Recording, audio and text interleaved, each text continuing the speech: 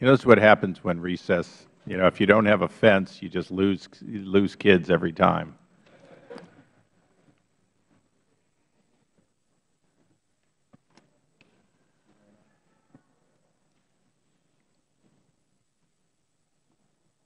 I know the Postmaster will be back in a minute, but Mr. Rolando, I really appreciate the fact that I saw you took copious notes. So at the opening, if you'll just answer all the questions from the previous round, that'll make it much easier on us.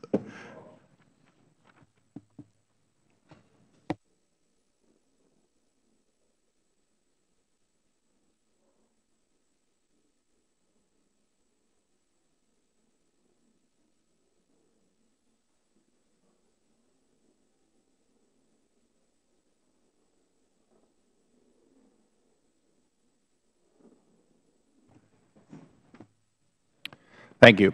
I would now, the committee will return to order, and I would now remind the witnesses they've previously been sworn, and with that, we'll recognize the Postmaster General. Good morning, Mr. Chairman, Ranking Member Cummings, and members of the committee. Thank you, Mr. Chairman, for calling this hearing.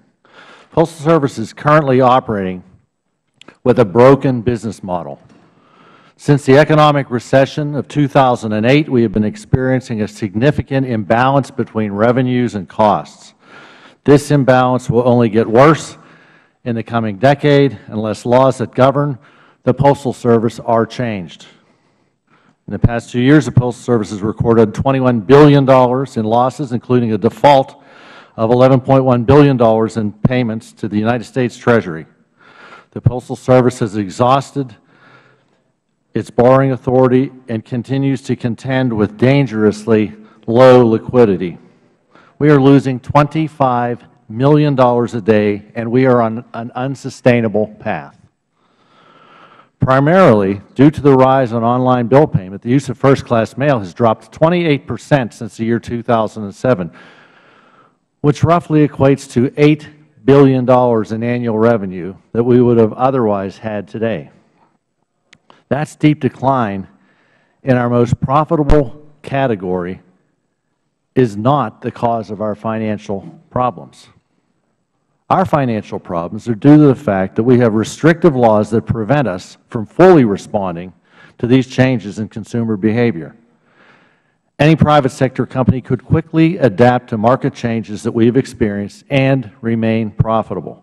However, we do not have all of the flexibility that we need to grow revenue, reduce costs, and adapt in a changing marketplace. There are areas that we can act within the law, and we have been very aggressive in these areas. Since 2006, we have reduced the size of our workforce by nearly 200,000 career employees. That's 28% without any layoffs. We've done it in a very careful manner. We've consolidated more than 300 mail processing facilities. We are in the process of modifying hours in more than 13,000 post offices. We have eliminated 21,000 delivery routes. These actions have bent the cost curve and reduced our annual cost base by $15 billion annually. So this year's cost is $75 billion. It would have been $89 billion had we not taken these actions. We have examined and acted on every reasonable and responsible action to match volume loss with cost reductions. No other organization, public or private, that I am aware of can claim a similar cost reduction while continuing to function at a high level.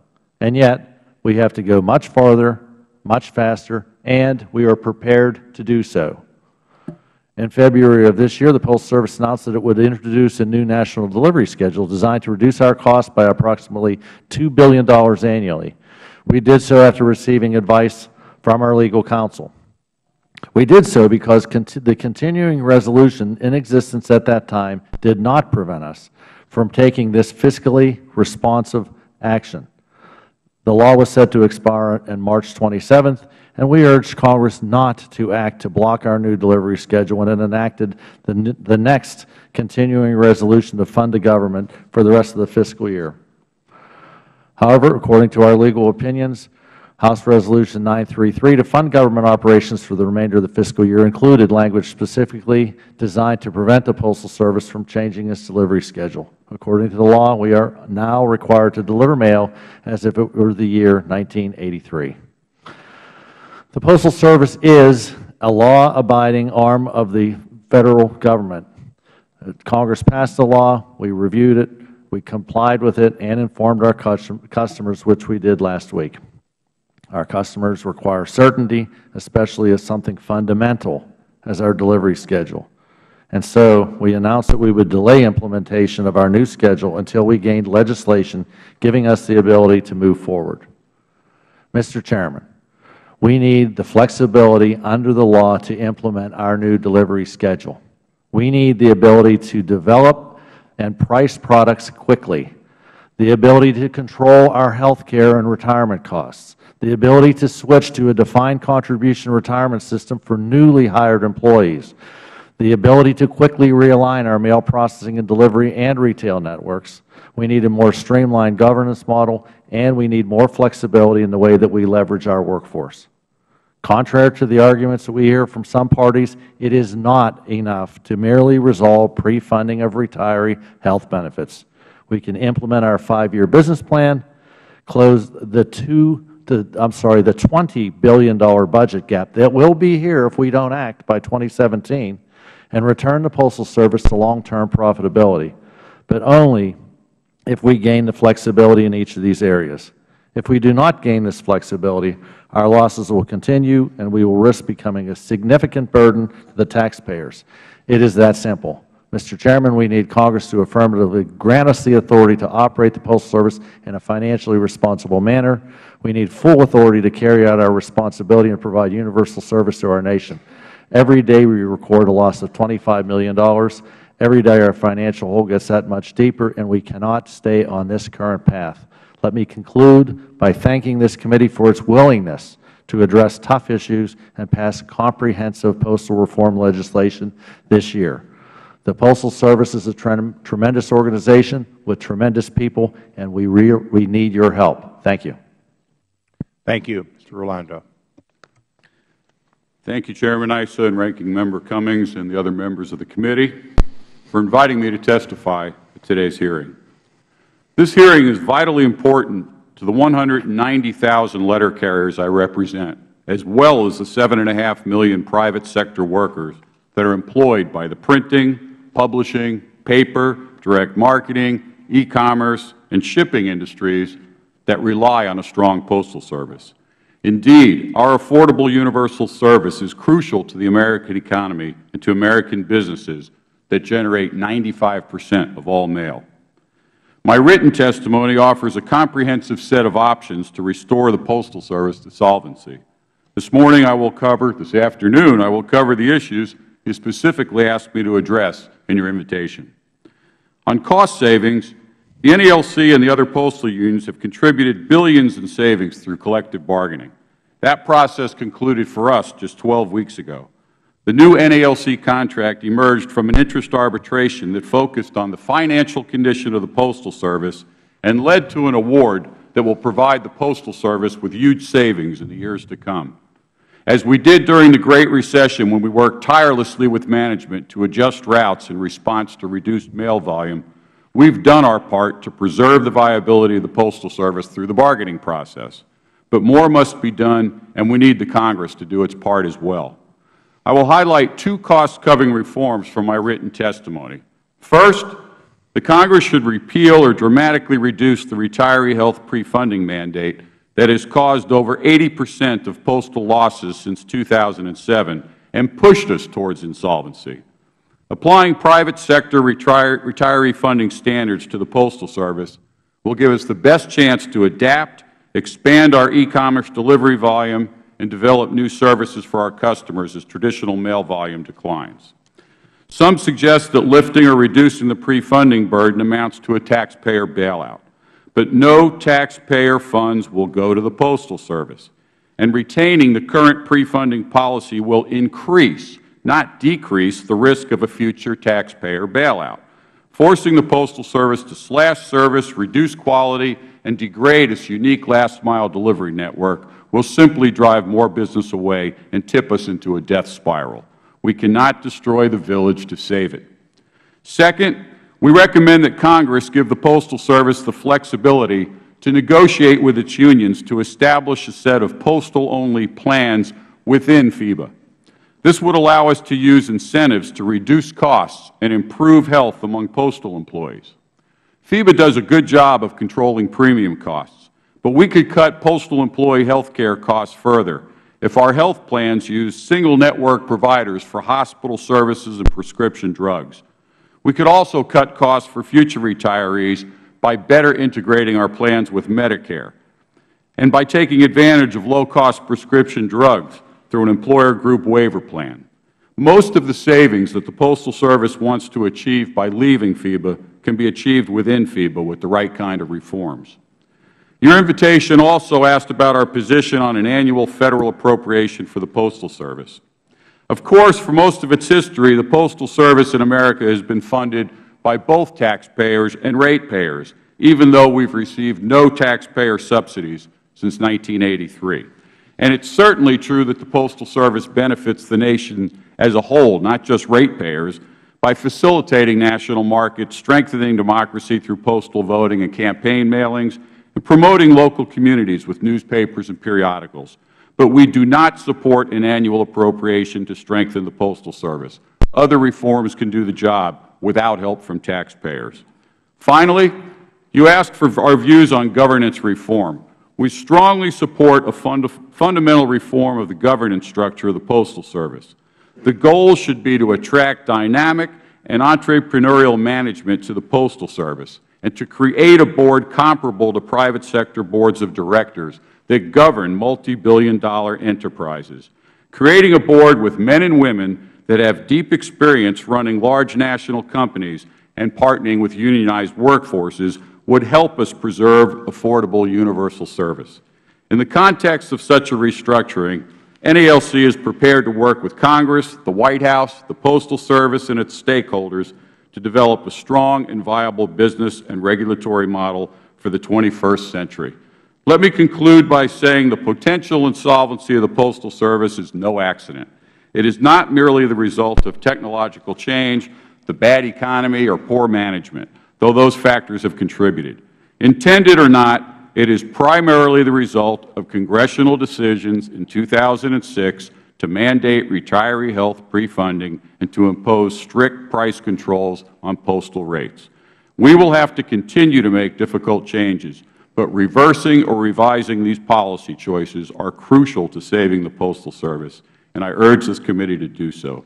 Thanks again for inviting me. Thank you very much, Mr. Orlando. And since the Chairman has stepped out, I'll recognize myself first for questions. And I would like to start with you because the pre-funding really is a big issue that we're facing. And I want to be perfectly clear on where you and the members of your organization are on that. You do believe we do need to set aside some money. Are we really just arguing about how much money we set aside, or do you want to you don't want to do away with pre-funding completely, correct? We believe pre-funding is a good thing, and the gentleman from GAO said this about 5 times this morning, if it's done in a fiscally responsible way.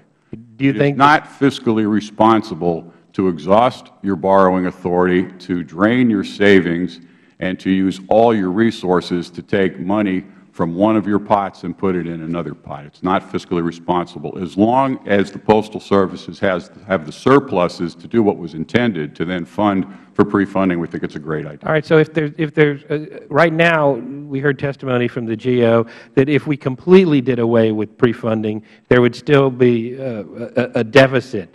So under your scenario there, we would put no money away for your retirees. Is there a number that they've got to work into their budget and their planning that is a reasonable amount to put away to ensure that your retirees are paid the benefits and given the health care that they were promised? Yeah, the number is $45 billion. That's how much we've put away. We funded but that's not going to last. So you want to zero it out and just use what you got until it's out, or until the Postal Service is making money?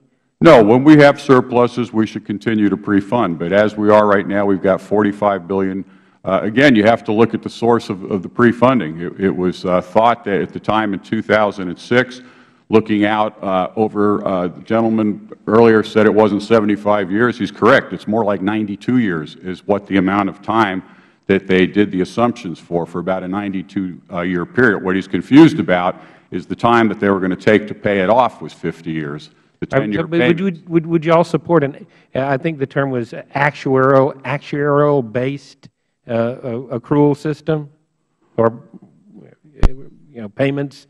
We believe, yes, we've got several options in my written testimony. There's several ways to pre-fund. We do believe in pre-funding. We do believe it should be fiscally responsibly done, and we do believe it should be done out of the surplus. All right, so I guess we're arguing about what fiscally responsible is.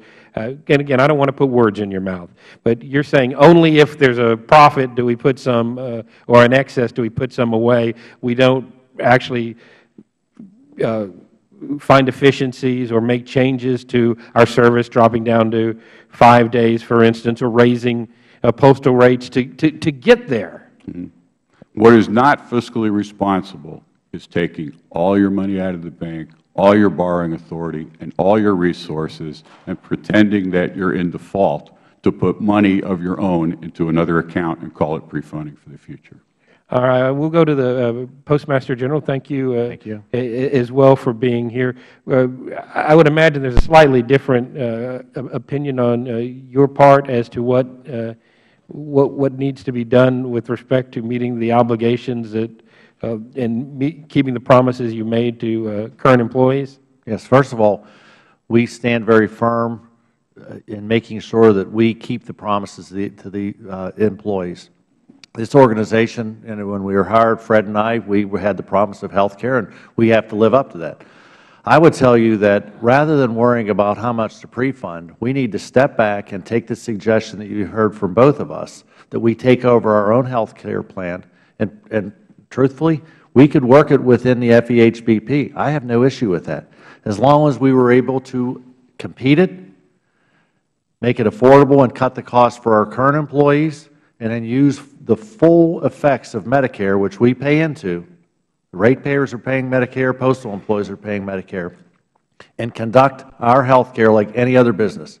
As a matter of fact, Mr. Chairman, if we did that, we are on record in our testimony showing that we actually break even and there is no further need to pre-fund. We would provide top quality health care for all the postal employees employed right now and into the future. Well, I know the OPM is looking at some of the same ideas you want for the entire Federal workforce. I would love to spend more time with the OPM, and I would invite them to spend time with us as a group, the unions and the management associations, and we can sit down and go through step by step. What we find with the OPM, truthfully, Mr. Chairman, is they play four corners offense on us, and that was something that happened, that used to happen before the time clock for basketball. So we'd encourage you guys to take the lead, force that issue. We're ready to step up. All right, and let's talk a little bit about the current path the Postal Service is on. Assuming we in Congress do nothing and you continue down the path you're on, what are your plans for when you run out of money? Well, let me address that in a couple ways. Number one, we are accused very often of moving the goalposts here. The reason the goalposts move is because we have very efficient employees who do a great job every day, and we have worked very hard to make up a substantial drop in revenue. I told you the first-class revenue is dropping. It will continue to drop. We think we will lose another $5 billion in first-class revenue. We'll make some up from a package perspective. That will close some of the gap. But what we need is congressional action now so that we do not face that problem. The biggest problem we face is a concerned confidence in the mail itself. That's something that goes across all postal employees and including the industry itself. So the faster you act to give us the flexibility to get this place back on firm financial footing, the better the entire industry will be. Thank you very much. I see I went over, and we'll give Mr. Cummings 6.5 minutes here. Thank you very much. Thank you, Mr. Chairman. Mr. Dono, tell me something. You familiar with what Mr. Rolando just said about his suggestions with regard to health care and the postal system? Are you all's plans almost identical, or what would be the difference, if you know, between what he's talking about and what you're talking about? I don't think it's radically different. Fred and Cliff Guffey from the APWU have both talked to us about the importance of controlling our own health care plans. It's fair for our current employees and for our retirees. And, from our perspective, what we propose has been any changes that we would take on with health care, including taking over our own, we would include the union in terms of oversight of that plan. So I think we're pretty close as far as where we'd like to go. There may be a difference as far as, Fred's statement around the FEHBP. I think that we could live with it as long as we were able to achieve the bottom line savings that we think we need. Mr. Rolando, the letter carriers have been a strong proponent of the Postal Service maintaining a 6-day mail delivery. You testify that, and I quote, "It is a strategic asset that must be protected to return the Postal Service to health," and the quote, "and it should not be," quote, "sacrificed to maintain the disastrous retiree health fund pre-funding policy," end quote. You also mentioned that the postal regulator of the United Kingdom concluded last month that 6-day delivery should remain part of the Royal Mail's universal service obligation.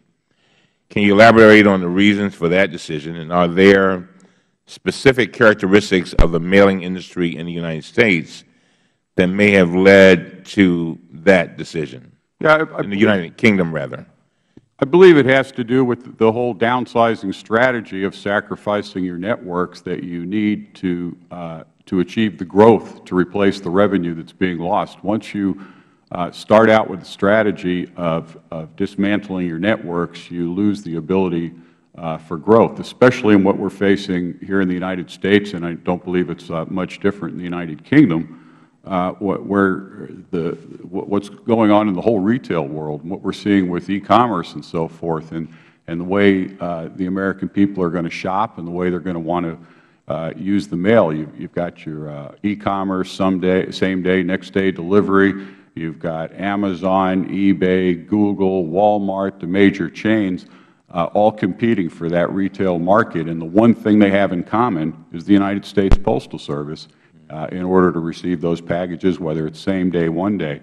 And if we start out our growth plan with a strategy of downsizing the very network that's going to get us all that business, I think we're going in the wrong direction, and I believe the United Kingdom sees it the same way. Now, I would assume, Mr. Donahoe, that you would have a little different answer there, and I'm assuming that you would say that we have a situation where perhaps we need to right-size our workforce so that, and some testimony came up in the previous panel, where they were saying that you're going to have a lot of capability, but you're not going to have the work.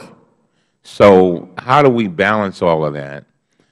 You follow me? Sure. Yes. I think there has to be a balance that because I think at the rate we're going, we're getting ready to fall off a cliff. Right. And if we are not careful, I know I heard others talk about alternative plans, but I'm trying to figure out how do we do that at the same time and be reasonable with regard to an outcome. Yes. I think the key thing for the Postal Service is to look at the revenue lines going forward, and we think that we can hold revenue at about $65 billion. Now, with that $65 billion in revenue, you've got changes going on in terms of the products themselves. A slower decrease in first class, pretty stable in terms of direct mail, standard, and an increase in packages. Given that $65 billion in revenue, resolving the health care alone is worth saving somewhere between $6 and $7 billion a year.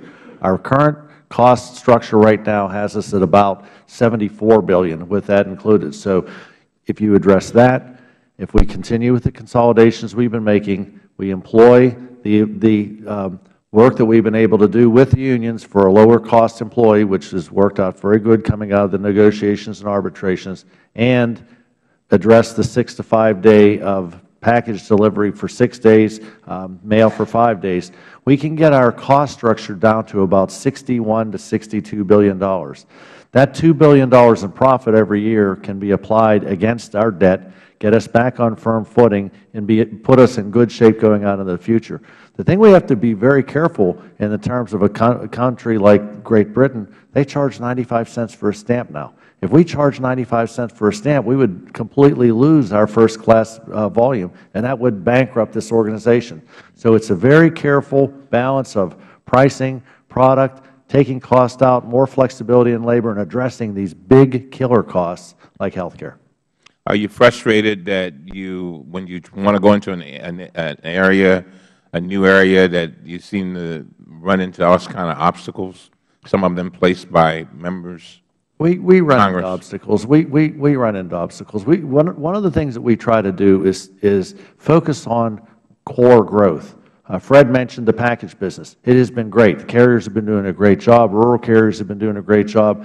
We've been growing faster than the competition, picking up market share, as well as working with the competition, FedEx, UPS, DHL. So that's been a real bright spot there.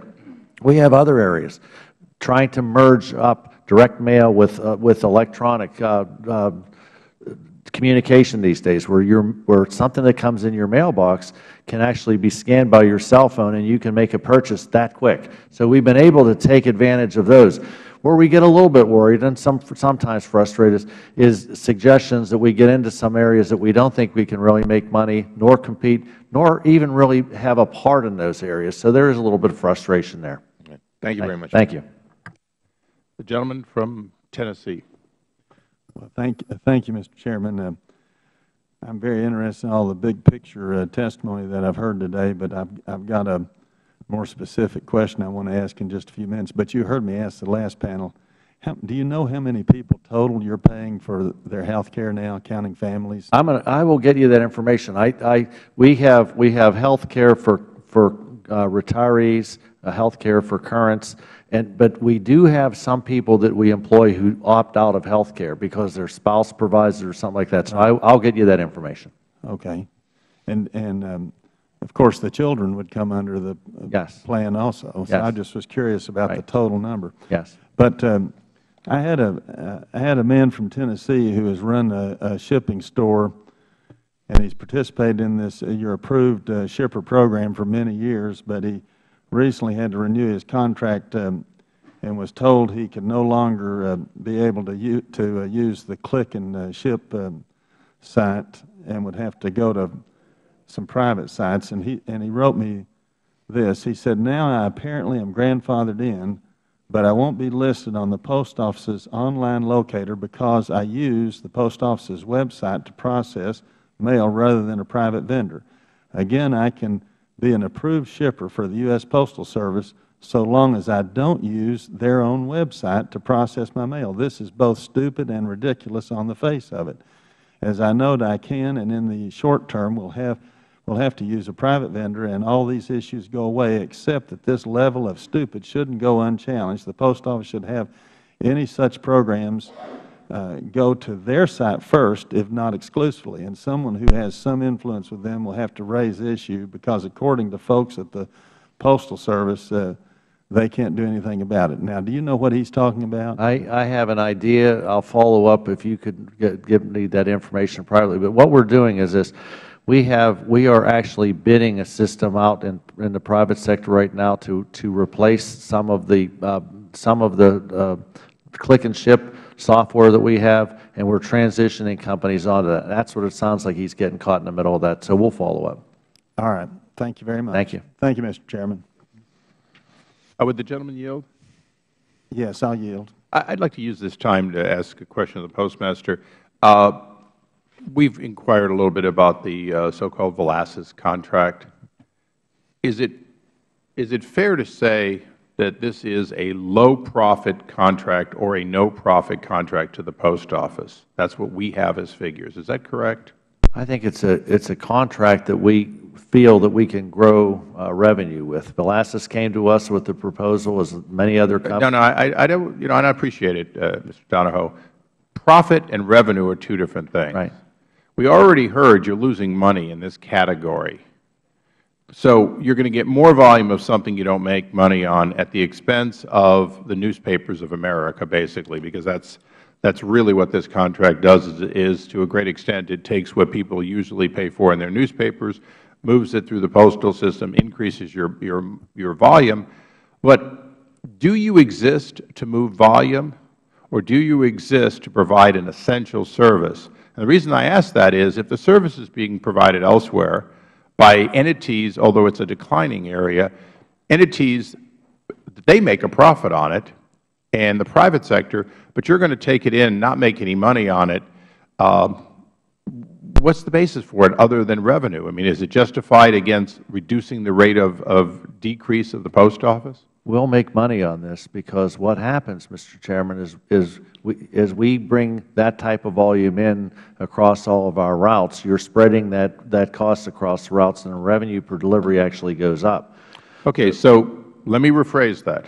You're losing a lot of money. Right. You don't currently have a pathway to break even. This is about maintaining or increasing volume in a losing operation by including non-essential services being provided by others. Is that correct? No. We'll make money on this product. We will make money on this product the way the price is structured. What we're saying is our routes are going out today on a Monday through Saturday basis, and even in a Monday through Friday world. The key for us in the future is revenue per delivery. And so you've got first-class revenue and packages at a high end, but things like standard mail and periodicals, they still bring revenue to the organization. You lose money on periodicals. Yes, we do. So you lose money on periodicals, you lose money on nonprofit, you lose money on political mail, you lose money on basically all the work you do on behalf of people. All the junk mail I get soliciting me to give somebody else money, they do it because they make a profit doing fundraising by direct mail, and you lose money on that. Is that correct? In terms of nonprofit and periodicals, we do lose money on that. And you lose money on Saturday delivery. And we lose money on Saturday delivery. We would be better off delivering packages on Saturday, mail Monday through Friday. It gives us the ability to collapse the volume that we have in the system, down 27% in the last 5 years, to a much more tighter network. That's why we're making that proposal. Thank you. We now go to the gentleman from Virginia for 5 minutes. Thank you, Mr. Chairman. With respect to the Chairman's point about making a profit, Mr. Donohue, is the postal service referenced in the Constitution of the United States? Yes, sir. Does it mention FedEx or UPS? Nope. Does it mention a Constitution was profit? written, they weren't around. Does it mention a profit? No. That service is dependent on a profit? Post roads, if I'm not mistaken. So it is actually a service mission. I'm not saying you should lose money, but we have to take into account the fact that the Constitution actually mandates your service. So that makes you unique, does it not? Well, PAEA also instructed us to move towards a more profitable. I understand. I'm only talking about the constitutional issue here. Okay. Mr. Donohue, you announced in February your determination that you were going to eliminate, except for parcel delivery, I believe, and maybe some other exceptions, 6-day delivery and go to 5. Is that correct? That's correct. In November, you signed and you said you thought you had the legal authority to do so at that time. When we made the announcement in February, yes. Yeah. In November, however, prior to that, you signed a document dated November 15th to the SEC, part of the Sarbanes-Oxley compliance, in which you said that actually the language requiring 6-day mail delivery frequency remains in effect. We believed that at the time. So what happened between November and February that changed? Here's what happened. We as you well remember, the time ran out on the lame duck session. We were able to see no completion with postal legislation. Our board had a meeting, and our board said, you have got to do whatever you can do to continue to move to either raise revenues or cut costs moving forward. So they asked us to come back with a plan, and we came back with a plan in the January meeting with a couple of options. For years and years, Congressman, we always assumed that we would have no control over health care until we dug in and saw that we had options. Mr. Donohue, thank you. Unfortunately, my time is limited, and I'm trying to follow the logic here, so I appreciate that. So at that January Board of Governors meeting, did they endorse your legal reasoning with respect to your power to go from 6 to 5? We laid out the fact that the way the CR was written, we felt we were on firm legal ground to do that, and they endorsed our move. They had a formal vote and endorsement? They did not have a vote. We discussed it, and they said proceed, and proceeded at haste. So when the GAO in March responded to my inquiry and opined otherwise, at the time you issued a statement saying you disagreed with the GAO. Is that correct? The GAO issued a statement after the CRs were both passed in the House and in the Senate. We still are not so sure that we agree with the GAO's statements back on the original CR, but after the CR 933 was passed, we felt we were required by law to no longer to deliver mail 6 days a week. You felt you were no longer required? No, I'm sorry. We felt that we were required to deliver, and that's why we made the statement. And what persuaded you? Was it the King and Spalding memo? Yes. What happened was we used the same firm for both interpretations. King and Spalding gave us an interpretation for the first CR, along with our internal legal counsel, the second CR, internal legal counsel, and King and Spalding. We did not want to disrupt our customers. We felt it was prudent because we knew there would be a lawsuit coming somewhere to make the right decision. Right. Okay. Understood. Mr. Chairman, I'd ask if there's no objection that the King and Spalding memo be entered into the record. It's already been entered. Oh, great. I thank the Chair. I'm going to run out of time. I want to pick up on Ms. Maloney's question about metrics, because one of the things, frankly, a lot of us actually would like to be supportive of reforms that can streamline and save money and make us more efficient. But in looking at decisions made, they are sometimes, frankly, puzzling in terms of the metrics. What analysis, what empirical data is going into making decisions to close this but keep that open, or to move to a leased rent in New York and sell a building you own? And I'm wondering if you could provide the committee with some kind of background by way of what is informing you to make decisions under the rubric of cost savings, and are these net decisions? Are you also taking into account the fact that they may also be associated with the loss of revenue, so that the net savings may be something else again? Well, all of those decisions are based on the fact that we have too much infrastructure in the organization. And the infrastructure boils down to two things. If you want to maintain 6 days and all the infrastructure for your customer, you have to pay for it. If you want to maintain it, if you're an employee, you've got to take lower wages, because that's the only differential. What we've done from a real estate perspective, to give you an idea, in the last 6 years, we have sold $1.1 billion worth of real estate. The Chairman mentioned that he would sponsor a seminar here, I guess you'd call it that, where we'd come in. I'd be more than happy to walk through for you and your staff and anybody here exactly our approach on large facilities, small facilities, lease versus buy, and all of the opportunities that we have in there to make decisions. I would welcome that. I look forward to arranging for it in a forum environment. I might note for the gentleman from our founding state that the Constitution reads that the Congress shall have the power to, and in this case, to establish post offices and post roads. I'll take note, we no longer establish post roads, and there is no constitutional mandate to have a post office. It is, in fact, a tradition. It is an establishment of Congress. And most importantly, it's something everybody on this dais believes in and wants to make work. But I think for purposes of citing the Constitution, we have the ability to eliminate the post office, spin it off as a completely private entity. We have a lot of abilities.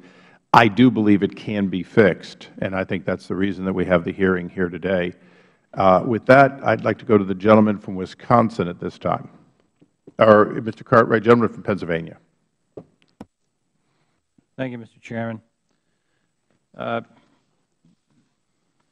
Donohue, the Postal Service was required by the Postal Accountability and Enhancement Act to make fixed annual payments of between $5.4 and $5.8 billion over 10 years to pre-fund the costs of future retiree health benefits accrued by current employees and retirees.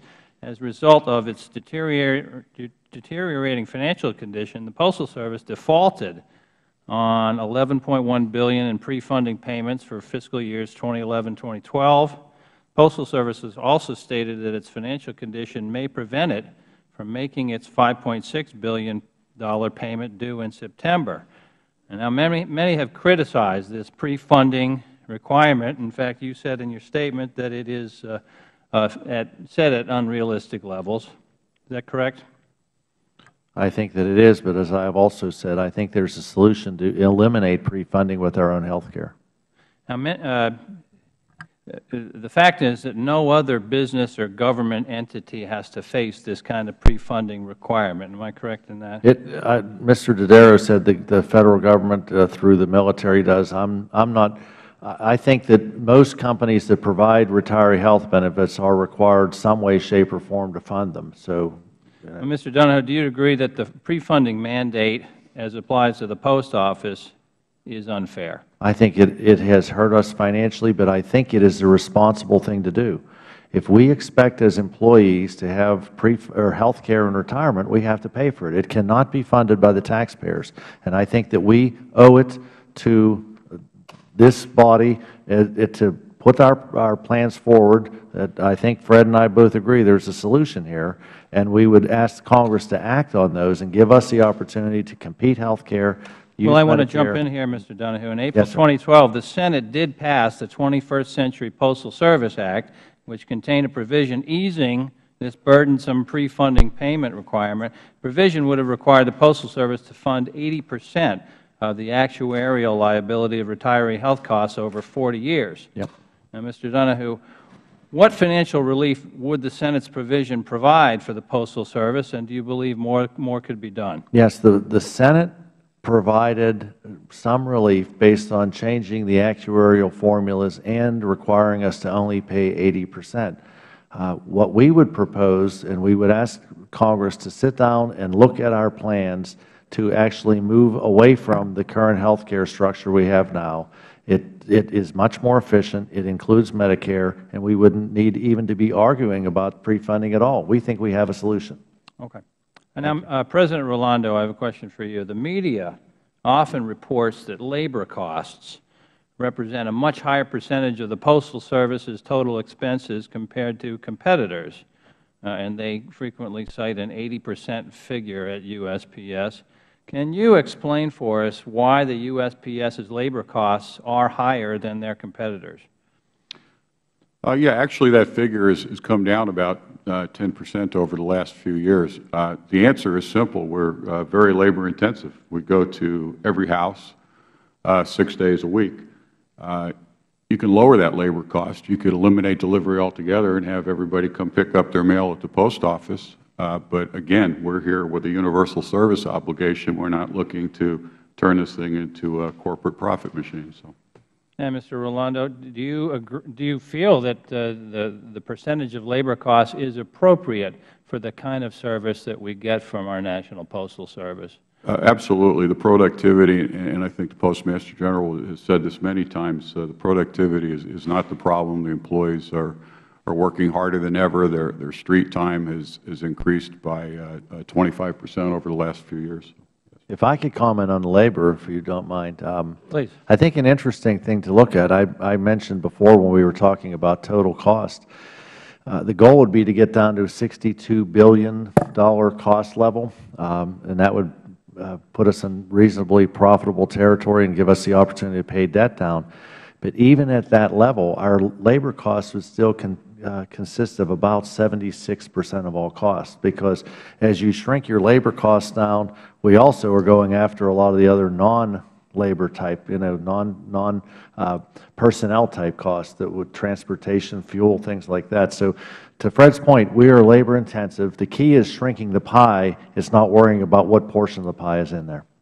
Thank you very much. I yield back. Thank you.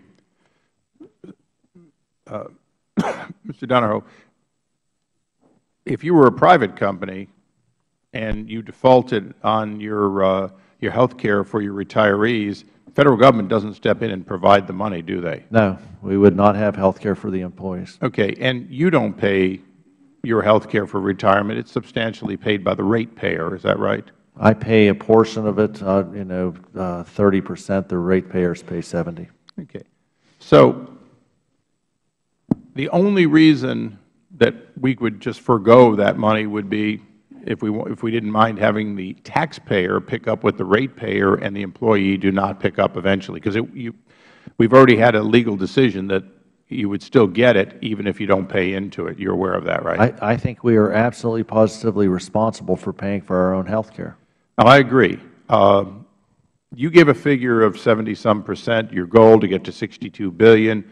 What would be the head count, the full-time equivalent, a number of personnel today versus if you reach that goal, forgetting about how you reach it? How many people would work for the Post Office? We think that by 2016, with what we've laid out from a consolidation standpoint, including the 6 to 5 day change, it would be about 400,000 career employees with about 60,000 non-career full-time employees. They are a 40-hour person that works at a substantial And that's 100 and how many thousand less than you have today? Right now, we have, as we sit here today, 497,000. It's about 97,000 people. Okay, so you need 100,000 less people, Yes. round number. Yep. Mr. Rolando, are you prepared to lose your share, obviously you're only one of the unions, of that 100,000 people through attrition, retirement, and buyouts? Well, again, we don't agree with that downsizing strategy. So we believe that if But do you agree that you need to pay your health care cost? Do you agree that you already said you don't want a bailout, you don't want taxpayer money. You do agree that going to actuarial, you're still going to have about a $14 billion loss. How do you propose to make it up? Well, as I said earlier, we believe that the downsizing strategy is what's going to put us in a position of insolvency. So that would be, it would actually increase our chances of that happening. We believe that we need to maintain these networks and the number of employees necessary to staff. So you're maintaining a $14 million, even after adjustment, net loss. Who's going to pay for it? You've already said you didn't want the taxpayers' money. You're not bankable. Who said we need the taxpayers' money? You said you didn't need the taxpayers' money. Didn't need it. Yes, that's correct. Right. So the bottom line is you got no money, you're insolvent. Whether you agree or disagree with the kinds of changes the Postmaster and his predecessor have done, they've been done. What's your end game to get out of this? You know, I made it very clear from the dais, we're happy to work with the Postmaster and the board on all kinds of changes, including, obviously, consideration of health care, actual health care changes that would be chosen in alternative to the current one, obviously rescheduling the actuarial payments necessary to meet the obligation of your current and future retirees. But you've got a $14 billion loss. I called you in here today not to beat you up, but to make you tell us, oh, how do you get there? You know, if we go from 6 to 5 and reschedule your health care today, if we do that today, we take the loss, recognized loss from 16 to 12 billion. We take it down by $2 billion by rescheduling. We take it down another $2 billion by getting rid of 6-day. If we did both of those, which have been, that's dominated most of the time the ranking member and I and others have spent, we get you to a $12 billion loss. If we go to cluster boxes and quickly move America to secure storage to where your letter carriers put a package, particularly medicines and so on, they put it in a lockbox instead of trying to slip it through a chute, which it doesn't fit through most of the time, we save $6 billion. That takes you from $12 billion loss to $6 billion loss. But it does substantially reduce the number of letter carriers through efficiency, not through a cut in service. If we did those things today, we could get you to a $6 billion round loss. Are you supportive of those changes, putting in cluster boxes so that there would be secure storage, so that your letter carriers, your remaining letter carriers, would go to clusters, they wouldn't go to chutes at 37 million homes? Yes, it reduces the number of union employees, but yes, it also saves the Post Office. Can you be supportive of that? Ready? Yes, sir. We're very supportive of whatever size workforce it takes to make the Postal Service have a plan for growth. We don't believe those savings exist to go from 6 to 5 day. To the contrary, we think it would cost us money.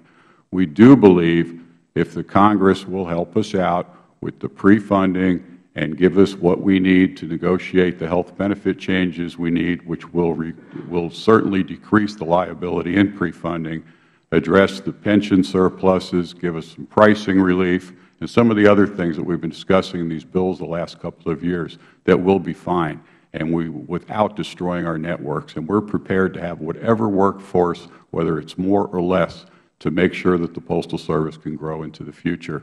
It's a nonsensical conclusion to think that we would want anything but that. I appreciate all of that, and we want to work with you on all that. But the cluster boxes are important, because if the postmaster, who's currently dropped to a dribble the amount of these conversions, was given a mandate to make these changes and supply secure storage for every American, so that, in fact, over the next few years you transition to where Mr. Cummings, who I think has a chute at his house, my old house I grew up in, chute in the house, if we went to a cluster box but knew our medicine was locked securely in there, the Post Office would save $6 billion by CBO estimates. Can you support that? That doesn't reduce service, and in fact, for 105 million people, it doesn't change service, because three out of every 4 people already have a box they walk to. Can you support that? Because it affects letter carriers more than anybody. Yeah, I can't speak to the alleged savings, but I can tell you this. If the Postmaster General decided that that's what they were going to do with new, current, whatever deliveries and whatever they had to deal with the public with regarding that, we would certainly conform to whatever workforce was necessary to do that, of course. Of course I'd yield.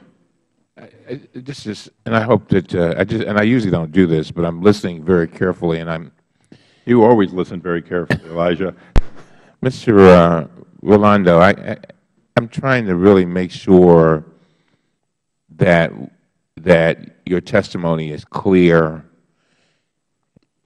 but it's not really clear to me, and I want you to clarify this. And it's based on what the Chairman just asked. I mean, we're trying to figure out. All of us up here know that there's probably got to be some downsizing. We call it right-sizing. And there's nobody that I can think of that want to have jobs more than I do. I want jobs. All right, want jobs. I want to keep as many people working as possible. The question becomes, though.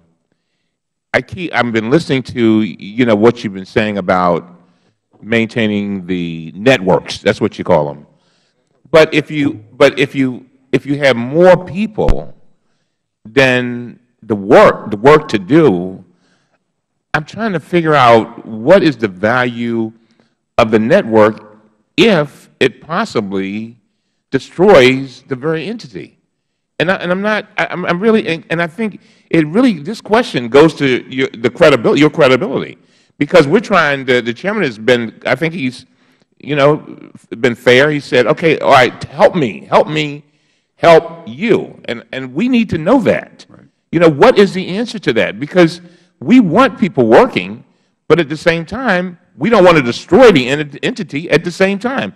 And the question is these networks, if the networks don't have the work to be networking, I mean, am I missing something? No, not at all. All right. Not at all.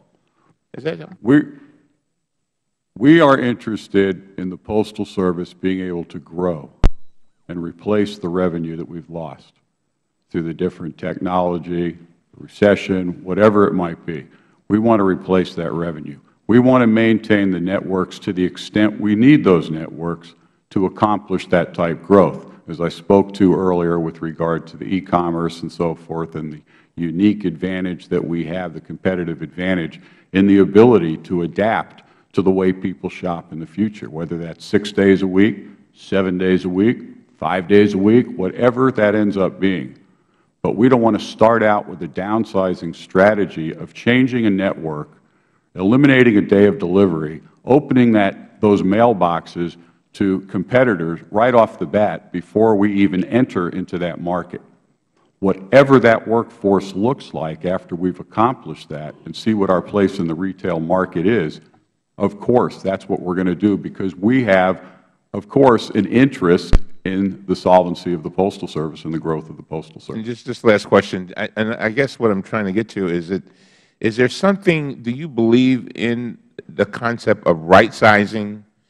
And right-sizing, as I've said many times, with compassion.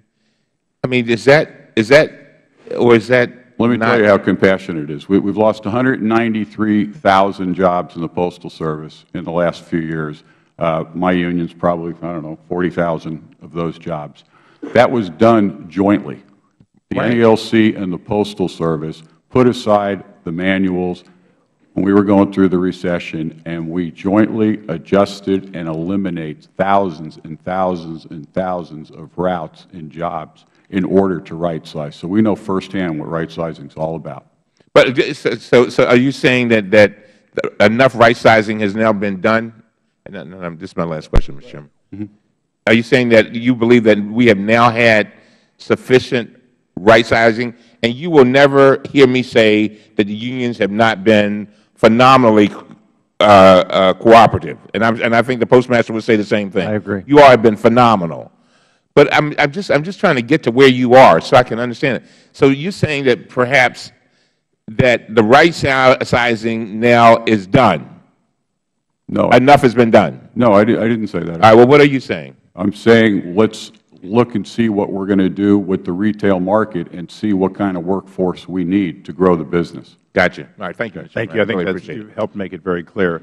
The gentleman from Missouri, I believe, is next in line, next in time, and has a little extra time.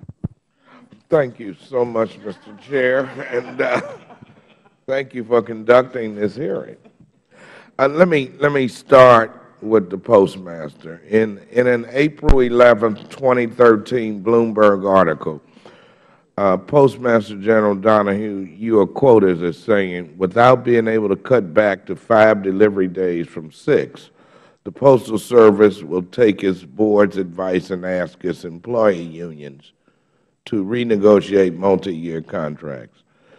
Mr. Donahue, have you asked the postal unions to renegotiate existing contracts? I sent the union presidents and the Management Association presidents a letter yesterday, and I asked them to please consider that.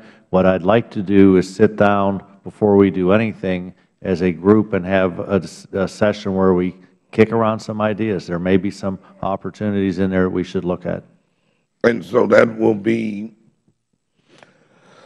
renegotiating an existing contract. Now, I hope that that the management of the Postal Service realizes that we're kicking numbers around, but these are real people, real lives, who have planned their futures, and those jobs mean something to them.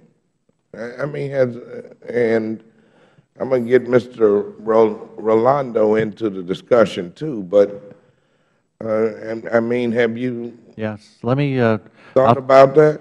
Yeah, I come from Western Pennsylvania, where our steel industry dissolved right in front of everybody's eyes. We lost 100,000 jobs in 4 years there, and I have cousins to this day that are my age, 57 years old, who have never been able to get a reasonable paying full-time job again. I do not want that to happen to the Postal Service. As a group, I will commend the unions for being very good, as the management associations to be very flexible. We've made some big changes. But there are some things we still need to do to get us to a point where we can get the costs under the revenue line, pay the debt down, and provide a very good, secure environment for people going forward. I'm proud of the fact that the 200,000 jobs that we've reduced in the last 6 years, we've never laid anybody off. That goes back to my Western Pennsylvania roots, where I saw families get crushed because people didn't have that consideration. Okay. 2 years ago, on April 11, 2011, the Postal Service announced that a tentative agreement had been reached with the American Postal Workers Union that would save the Postal Service an estimated $3.8 billion over the life of the contract. Mr. Donahue, if the Postal Service is slated to save an estimated $3.8 billion under this agreement, how much more do you reasonably believe could be saved by renegotiating that agreement, and what types of provisions would have to be renegotiated to achieve additional savings? I think that the contract that was signed with the APWU is a breakthrough contract. I think that Mr. Guffey stepped up in a very courageous way and did for his members, both present and future, the right thing. in terms of employment. What I would propose, again, and as I've said, I don't want to talk about any ideas that we have publicly because I think it's disrespectful to have a discussion with the union presidents and the associations. We may find coming out of there that we can't agree on anything, but there may be something there that we should at least talk about going into the future. Now, that said, this request from the board, direction from the board to me on the renegotiation is, again, a concern from the board that if we don't do something, we will run out of cash. We've heard this discussion today.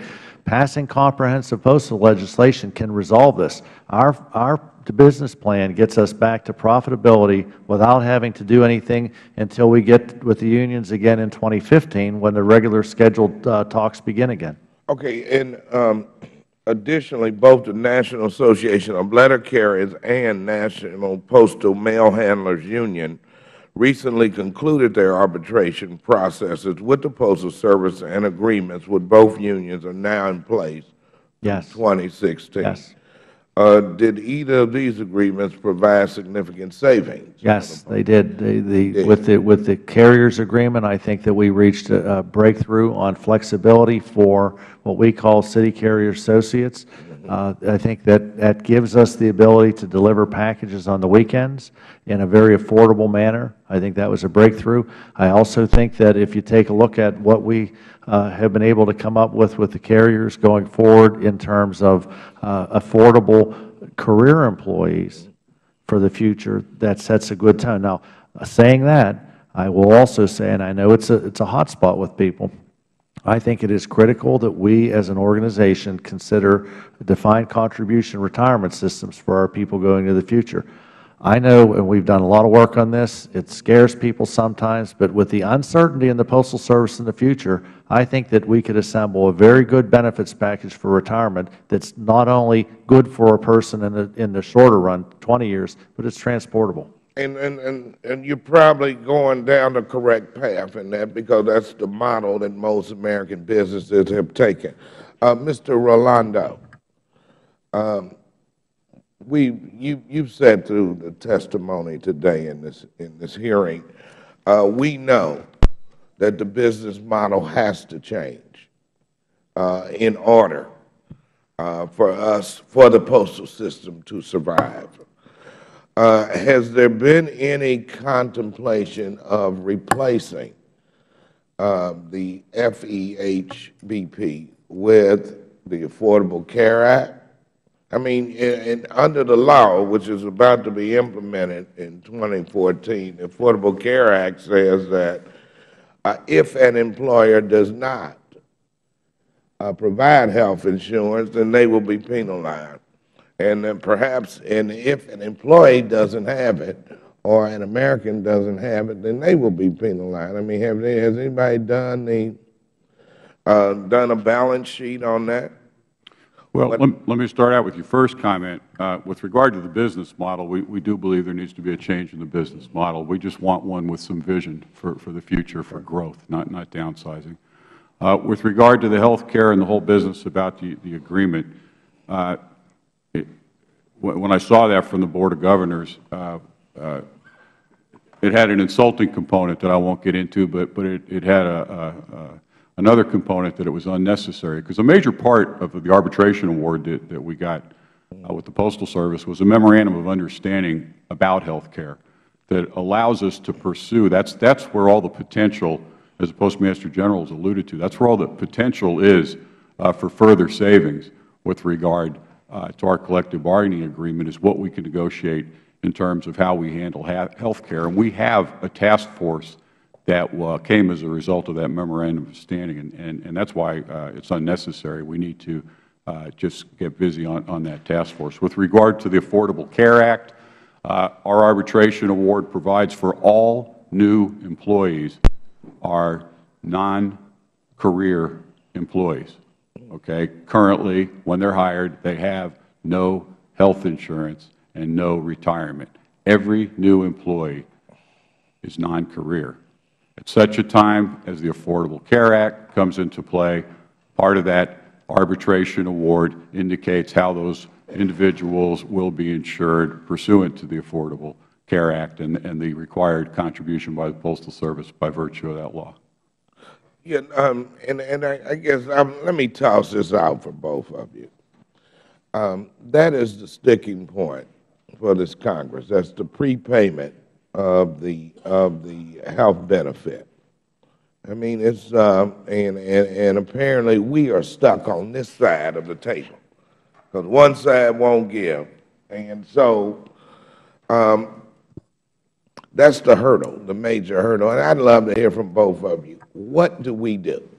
What is your? Let's start with the Postmaster. As we've said before, I think that the one thing that the NALC, the APW, and the Postal Service are in agreement on is exploring, as Fred just mentioned, with the memorandum of understanding, the Postal Service taking over the full administration of its own health care plan, including for the retirees.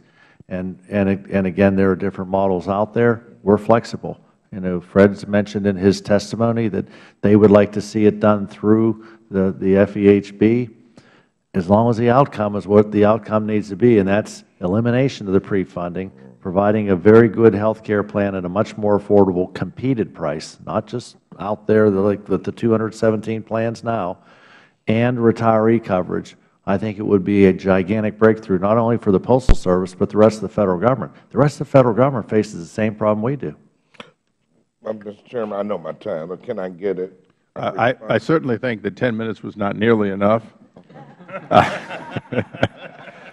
But I certainly think Mr. Rolando does want to comment on his view on the health care, FEHBP, and so on. So I would allow time for that, of course, there, as is necessary for the gentleman from Missouri. Thank you.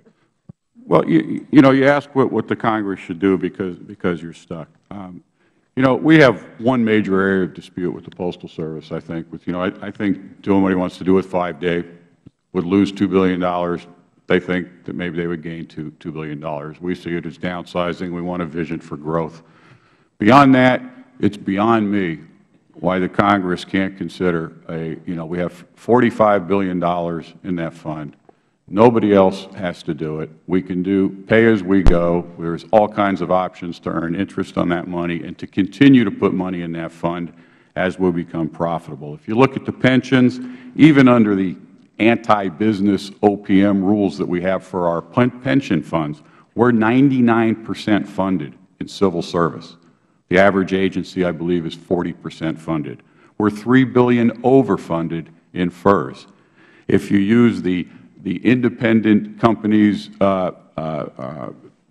assumptions of how you're supposed to do that, the fair allocation between the old Postal Department and the U.S. Postal Service, we've got surpluses of $50 to $75 billion in civil service. If you use the current OPM assumptions and apply just postal assumptions, you'll see that we have a $12 billion surplus in FERS, and we're about 99% in civil service. This is a wealthy broke company in terms of pensions and health care and so forth.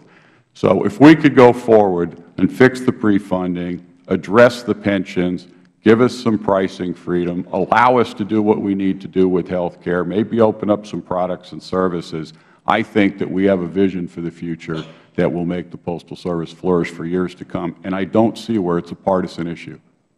This is America's Postal Service. I thank you. Would the gentleman yield some of this time to me? Whatever's left, Mr. Chair. This is serious. Now, just one follow-up, though. Mr. Clay was asking a series of questions, and you were very generous in talking about the health care component. It's an area that, although you disagree slightly, you agree a great deal.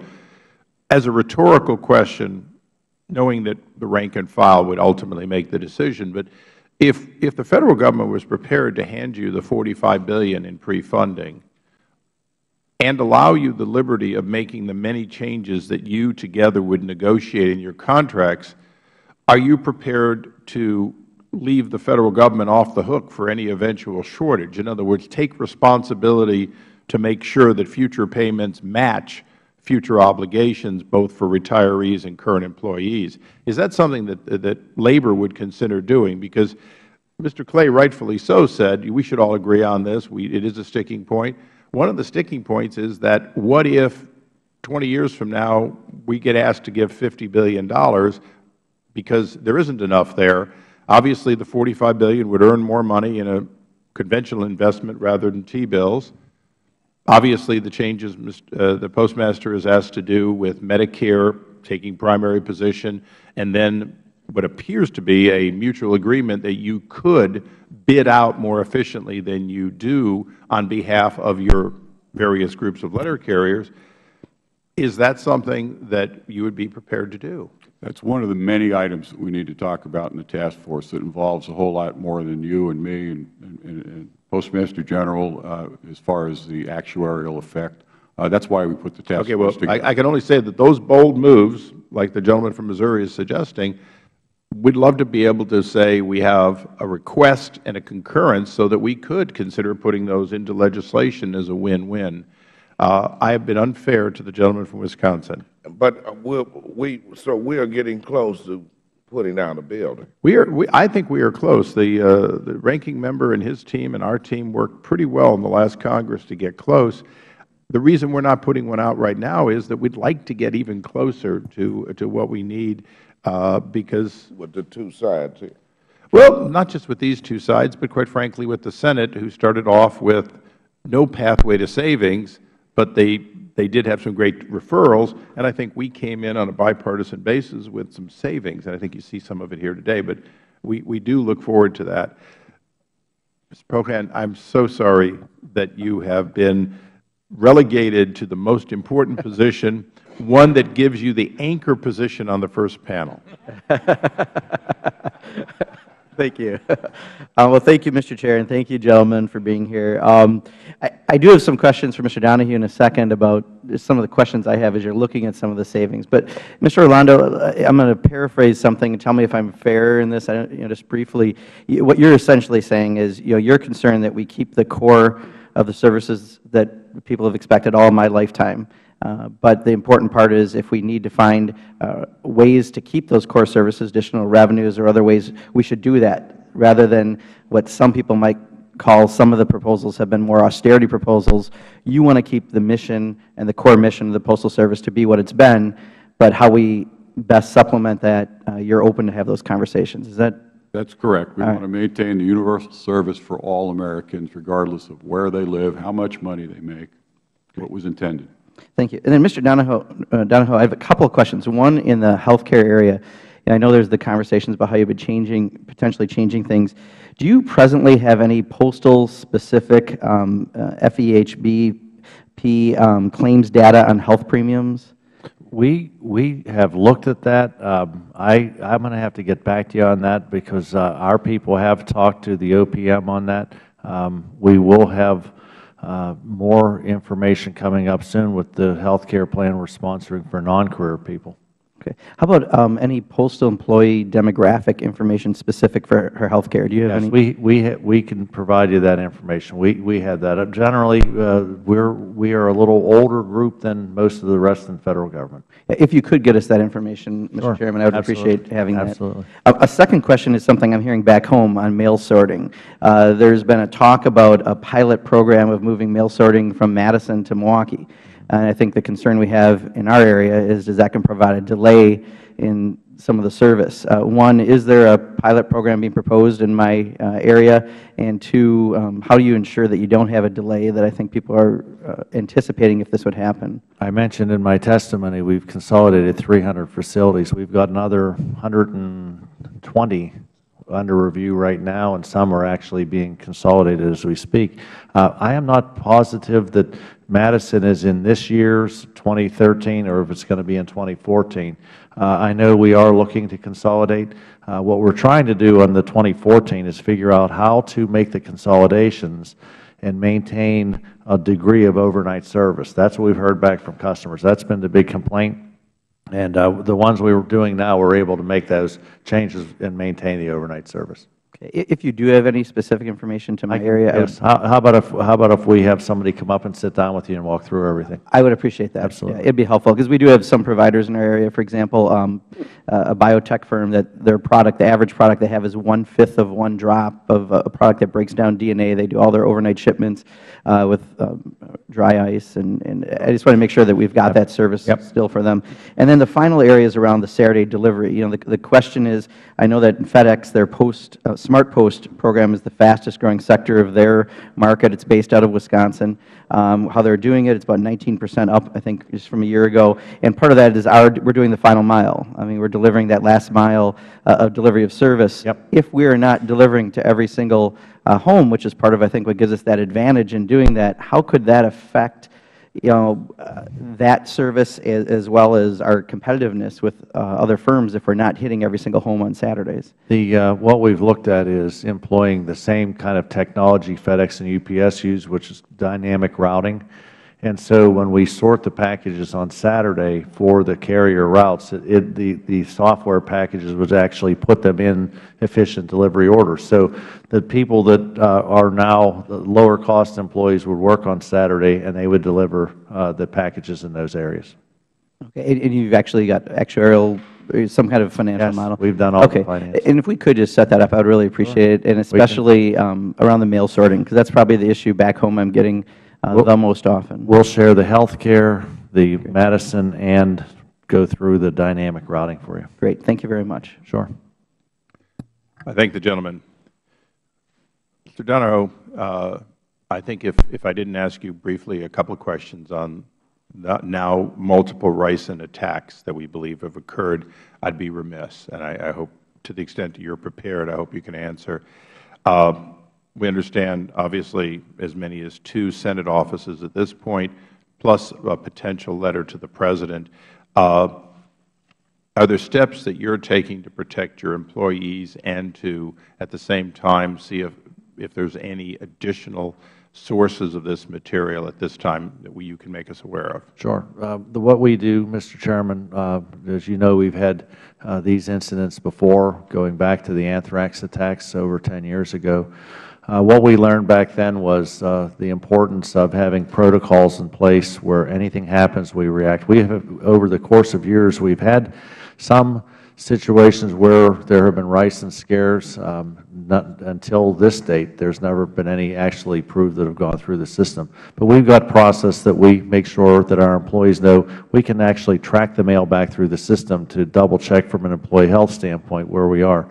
The other thing we've done with our inspection service, we have got the absolute best detection systems going. So our inspection service works in concert with the FBI, not only to detect what we have, but they'll also work back to catch these criminals.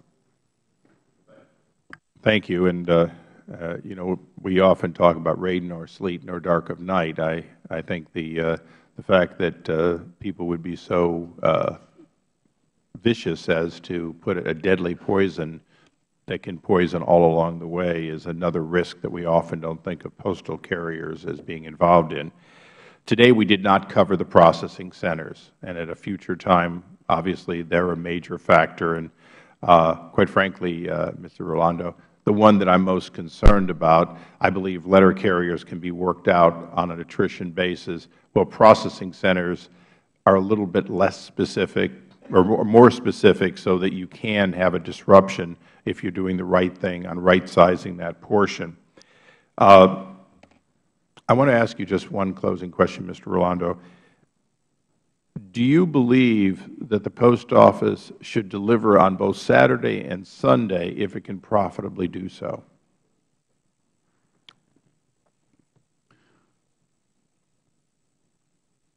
Yes. Now, the Postmaster has on different occasions, not just this latest one that prompted today's hearing, has proposed the idea of finding ways to have premium services on Saturday and Sunday.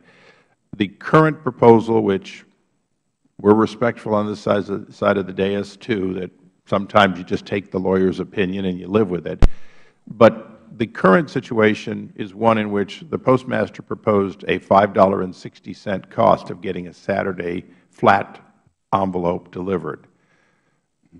My question to you, and it's to you because you represent 200,000 letter carriers. You represent the largest single portion of the workforce and the one that we relate to the most.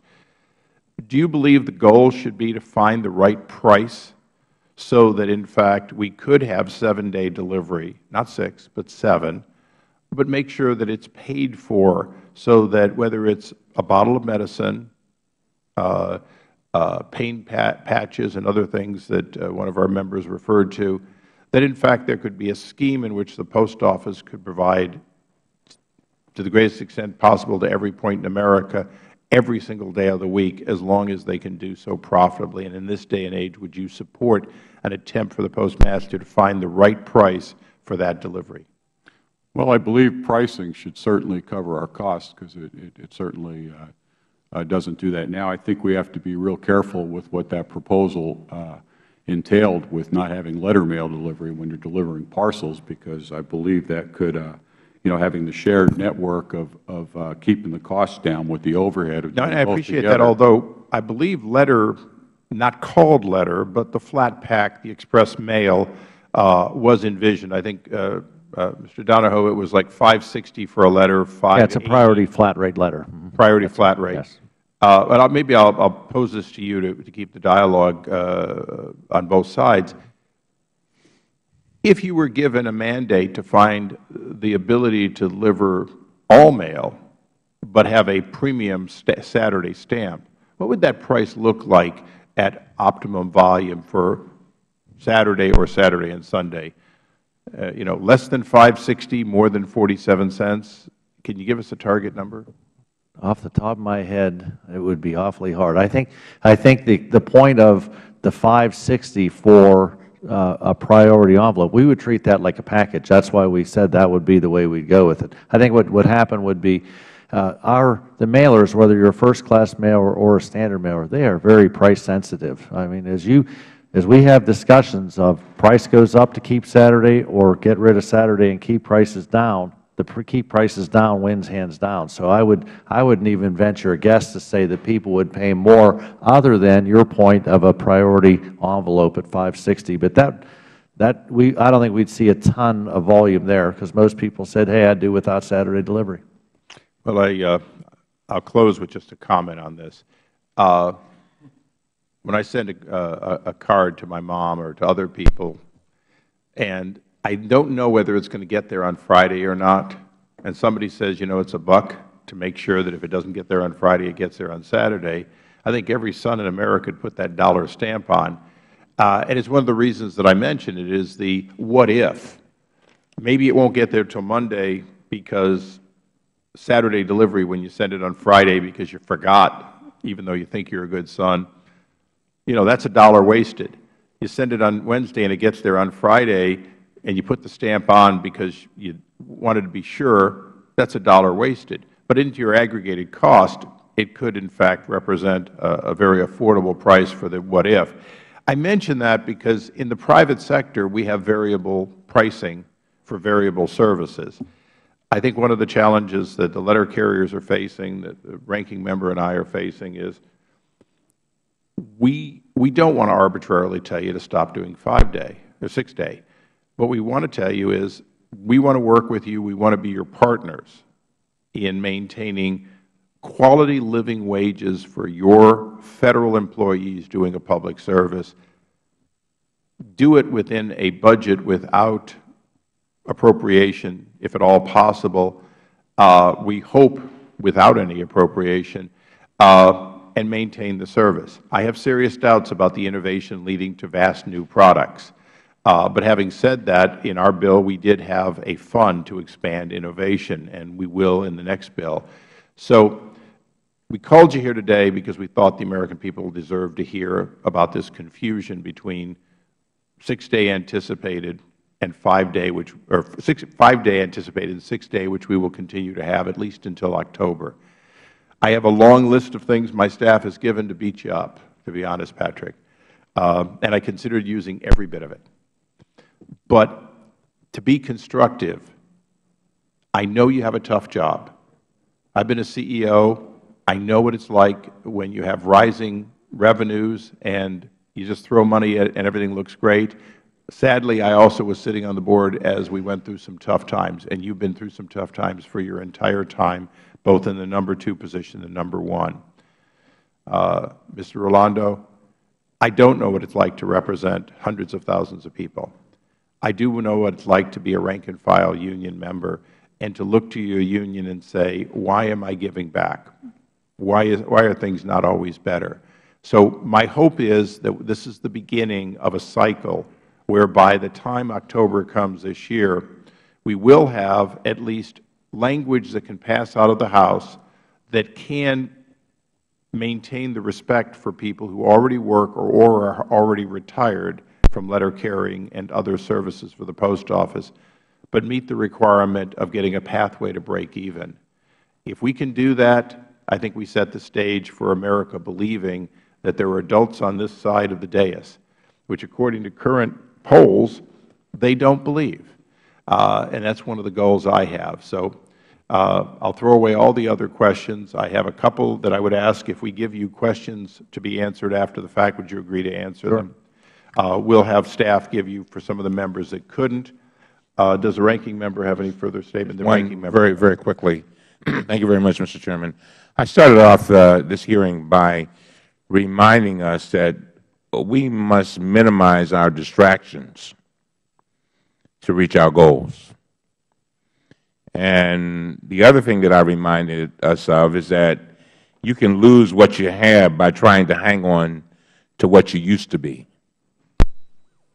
Hello. That's a serious statement. And it sounds like, Mr. Postmaster General, you're trying to make the adjustments that you have to make. And Mr. Rolando, I understand, and I thank you for being patient with me in answering my question, because I understand what you're saying. You're saying, okay, the Post Office is going to change, and you want to make sure that the personnel is there for those changes. And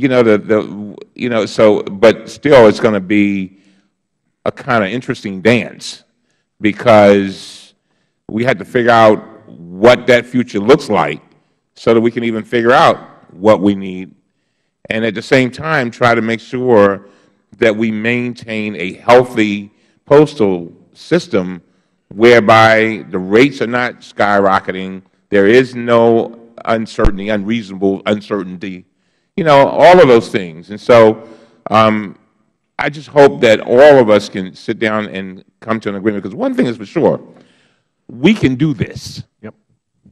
I mean, we can do this, and if we can't do this, we might as well go home. I'm seriously. Right. Or go play golf, even if you don't play golf. do something. But the American people expect us to get this done, and I think all of us agree that we need to have some kind of comprehensive legislation. And so I'm looking forward to working with the ranking. I know you're looking forward to working with the ranking member.